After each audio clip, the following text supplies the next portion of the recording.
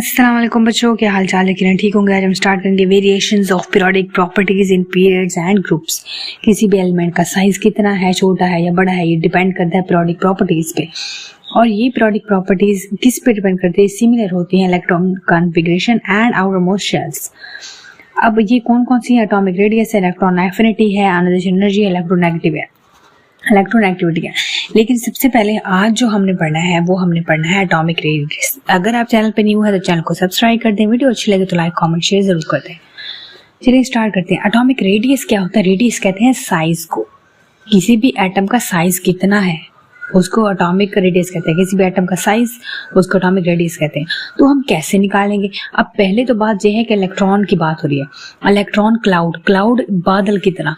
अब एटम है ना, एटम ये एक एटम है तो इसके अंदर जो है शेल्स है, शेल के अंदर जो है वो क्या है? प्रोटॉन, सेंटर में प्रोटॉन है और नो न्यूट्रॉन्स, न्यूट्रॉन नहीं है, और बाहर होते हैं इलेक्ट्रॉन्स। इलेक्ट्रॉन अब कैसे पता चलेगा? इलेक्ट्रॉन क्लाउड से पता चलेगा। अब क्लाउड यहाँ पे भी हो सकता है, यहाँ पे भी हो सकता है। जहाँ पे क्लाउड हो ना तो वहां पे इलेक्ट्रॉन प्रेजेंट होते हैं। Because of this the size of atom can not be defined exactly. अब हम क्लाउड से पता नहीं चला सकते कि एटम का साइज कितना है। However it is possible to measure, लेकिन हम मेजर कर सकते हैं, ये मुमकिन है। Radius of atom when it is bonded to an identical atom. अब किसी एक एटम का साइज तो हम नहीं बता सकते। हाँ, अगर एटम किसी के साथ बॉन्ड है, फॉर एग्जांपल एक ये एटम है और ये एक दूसरा एटम है, ठीक है, दो एटम है, बॉन्डेड एटम है, आपस में बॉन्ड बनाया हुआ है। अब यहाँ पे इसका सेंटर है और ये इसका सेंटर है। अब ये यहाँ से सेंटर से लेके यहाँ तक और इस सेंटर से लेके ये यहाँ तक, इसका जो डिस्टेंस है हाफ ऑफ डिस्टेंस, इसको हम एटॉमिक रेडियस कहते हैं। यहाँ पे देखें एटॉमिक रेडियस इज यहाँ पे, अच्छा यहाँ पे लिखा हुआ है bonded to an identical atom. उस जैसे एक एटम के साथ दो एटम जो है एक जैसे, उनका इकट्ठा मिला दें तो उसका जो साइज है निकल आएगा। Atomic radius, atomic size is defined as half distance between the nuclei, ये जो दरमियान में सेंटर है, न्यूक्लियस है, न्यूक्लियाई के दरमियान, यानी यहाँ से सेंटर न्यूक्लियाई से लेके और यहाँ तक जो डिस्टेंस बन रहा है, हाफ डिस्टेंस, ये हाफ है यहाँ से लेके यहाँ तक, और ये दूसरे एटम का यहाँ से लेके यहाँ तक, सेंटर से यहाँ तक जो डिस्टेंस बन रहा है, half of distance between the nucleus of two identical bonded atoms, उसको हम कहते हैं एटॉमिक रेडियस। इसको एक्सप्रेस करेंगे, इसका यूनिट क्या है, रिप्रेजेंटेशन क्या है, इसको हम पिकोमीटर से करेंगे, पीएम से करेंगे, दोनों स्मॉल है, पीबी और एमबी। अब 1 पिकोमीटर किसके इक्वल है? 10 रेज़ की पावर -12 मीटर के इक्वल है। अब यहाँ पे एग्जाम्पल है, जो दो डिस्टेंस है between nucleus of two bonded atoms, carbon atom के दरमियान, अब distance between two bonded atoms of carbon atom, nucleus of two bonded carbon atoms, वो है 154 पिकोमीटर। ये इंपोर्टेड एमसीक्यूज है। हाफ ऑफ द डिस्टेंस, अब इसका हाफ क्या आएगा? वो आएगा 77 पिकोमीटर। अब इससे पता चल गया कि एक कार्बन का 77 मीटर है और दो का जो है वो 154 पिकोमीटर है। Is therefore the radius of carbon atom is इसका covalent radius of carbon atom। क्योंकि कार्बन है तो बॉन्ड कोवलेंट है, तो इसलिए इसको हम कोवलेंट रेडियस ऑफ कार्बन कहते हैं। अब एटॉमिक रेडियस कहाँ पे बढ़ता है, कहाँ पे घटता है, आप वो देखेंगे। पीरियड्स में देखें तो atomic radius left to right अगर हम मूव करें, ये लेफ्ट टू राइट, तो पीरियड्स में तो एटॉमिक रेडियस क्या होगा? एटॉमिक रेडियस डिक्रीज होगा, एटॉमिक साइज डिक्रीज होगा, कम होगा। क्यों कम होगा? It is because we go from lithium to neon. ये है सेकंड पीरियड के एलिमेंट्स, लिथियम है, बेरिलियम है, बोरॉन है, कार्बन, नाइट्रोजन, ऑक्सीजन, यहाँ पे फ्लोरीन है, नियोन है। अब इसको हम याद करने का तरीका है ये, listen BBC news on Friday night. अब यहाँ पे देखें एटॉमिक रेडियस जो है वो कम हो रहा है। पहले देखें इसका 152 है, फिर 153 है, 88 है, 77 है, 75 है, 73, 71, 69। अब देखते कि घट रहा है। क्यों घट रहा है? क्या वजह है कि डिस्टेंस डिक्रीज हो रहा है लेफ्ट टू राइट जब मूव करते हैं पीरियोडिक टेबल में? क्यों डिक्रीज हो रहा है? क्योंकि नंबर ऑफ ये जो प्लस हैं, ये जो प्रोटॉन है, ये बढ़ रहे हैं। आपने पहले पढ़ा होगा कि ये जो होते हैं इलेक्ट्रॉन जो होते हैं, किसी भी चीज का एटॉमिक नंबर जो है वो डिपेंड करता है नंबर ऑफ इलेक्ट्रॉन्स पे। अब जितने नंबर ऑफ इलेक्ट्रॉन्स होंगे उतने नंबर ऑफ प्रोटॉन्स होंगे, तो प्रोटॉन बढ़ रहे हैं अक्रॉस द पीरियड, तो पॉजिटिव चार्ज बढ़ रहा है। The charge on the nuclei also increase from 3 to +10। यहाँ पे देखें एक बात की गई है, we are adding electrons to the outermost shell, this tends to pull the electron closer to the nucleus। अब यहाँ पे साइज क्यों घट रहा है? क्योंकि जो न्यूक्लियस का होल्ड है उसके शेल्स के ऊपर, शेल्स भी थोड़े हैं, 2 शेल्स हैं, उनके अंदर इतने इतने इलेक्ट्रॉन्स आए पड़े हैं।